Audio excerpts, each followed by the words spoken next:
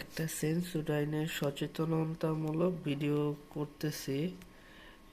একটা আমি Sensodyne toothpaste কিনে আনছি নরসিংদী বাজার থেকে। এটার মধ্যে কোনো ওই ডেট নাই। সেভ এত টাকাও মনে হয় ব্রাশটার জন্য এক্সট্রা, আর এক্সট্রা কোনো টাকা অ্যামাউন্ট লেখা নাই, এটার দাম কত কি আসল বিষয়।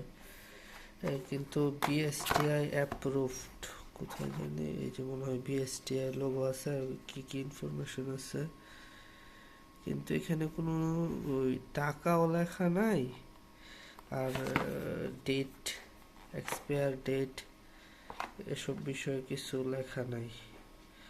এই ইন্ডিয়ান প্রোডাক্ট দেখা যাচ্ছে, তৈরি হয়েছে ইন্ডিয়াতে।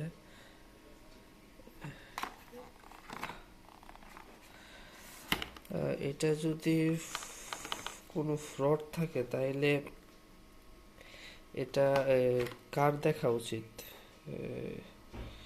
এত যদি দেশের মধ্যে ফ্রড জিনিসে ভরে যায়, এটা কার দেখা উচিত?